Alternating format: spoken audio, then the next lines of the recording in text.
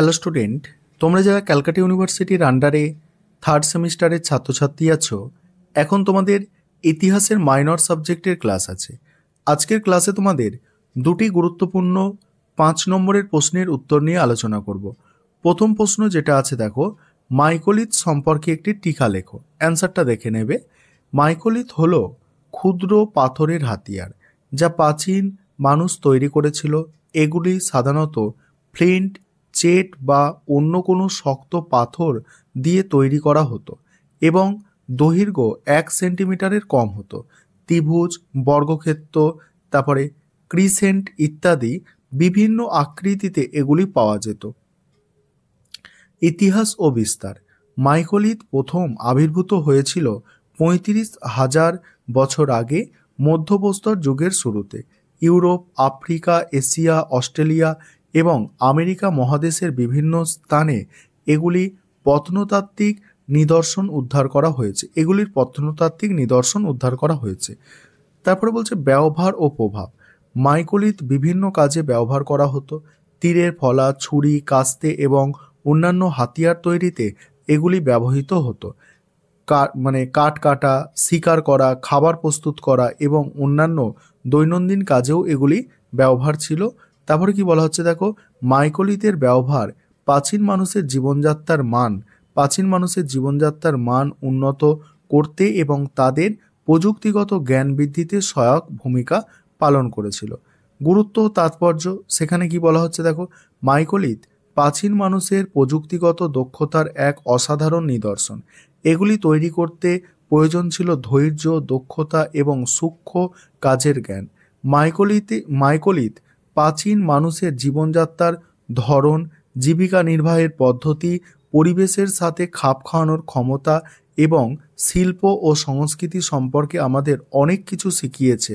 উপসংহারে কি বলা হচ্ছে দেখো, মাইকোলিথ প্রাচীন মানুষের জীবনযাত্রার একটি গুরুত্বপূর্ণ অংশ ছিল।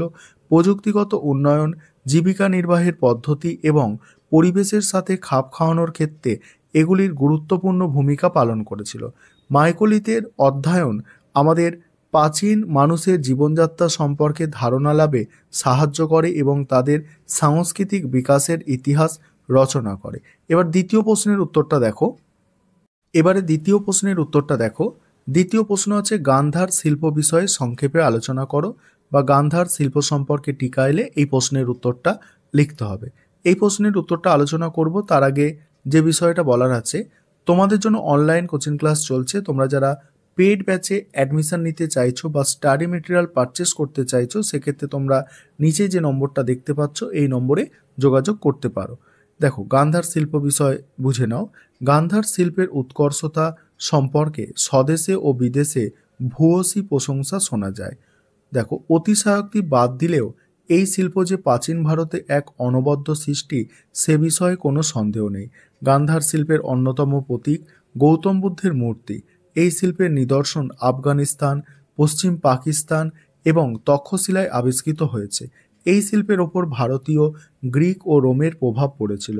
এই জন্য এই শিল্পকে রোমান, গ্রিক এবং ভারতীয় ধারার এক সমন্বয় বা সংমিশ্রণ বলা যায়। পরে কি বলা হচ্ছে দেখো, গান্ধার শিল্পের সবথেকে গুরুত্বপূর্ণ অবদান যে এই শিল্পে বুদ্ধ মূর্তিকে গ্রিক দেবতার অন্যতম অ্যাপোলো দেবতার অনুকরণে তৈরি করা হয়েছে।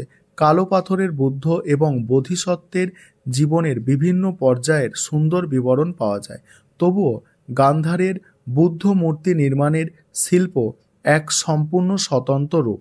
এই শিল্প স্বাধীনভাবে গড়ে উঠেছিল। গান্ধারে যে গৌতম বুদ্ধের মূর্তি পাওয়া গেছে, সেগুলির দেহের সুন্দর গঠন এবং অঙ্গ প্রত্যঙ্গের নিখুঁত নির্মাণের ওপর গুরুত্ব দিয়েছে। অপরপক্ষে অন্যান্য অঞ্চলে প্রাপ্ত বুদ্ধ মূর্তিতে আধ্যাত্মিকতার ওপর বেশি গুরুত্ব আরোপ করা হয়েছে। প্রথমটি যদি বাস্তবসম্মত হয়, দ্বিতীয়টি আদর্শের ওপর সুপ্রতিষ্ঠিত। এটাই হচ্ছে ভারতীয় ও পাশ্চাত্য শিল্পকলার মধ্যে প্রধান পার্থক্য। গান্ধার শিল্পের অন্যতম কেন্দ্রস্থল ছিল সাঁচি ও ভারত। এগুলি যে একটি দর্পণ যা প্রাচীন ভারতের জীবন ও আদর্শ সম্পর্কে আমাদের পরিচয় করিয়ে দেয়। তবে মথুরা, গান্ধারের উত্তর অঞ্চলে শিল্পকলা স্কাইমেন রাজাদের পৃষ্ঠপোষকতায় গড়ে উঠেছিল। কুষাণ রাজাদের যেসব প্রতিকৃতি পাওয়া গেছে তা এই শিল্পে আরও একটি নান্দনিক দিক।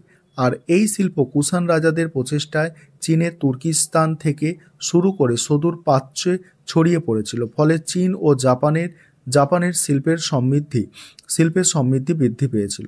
এই ছিল তোমাদের আজকে গুরুত্বপূর্ণ দুটি 5 নম্বরের প্রশ্নের উত্তর।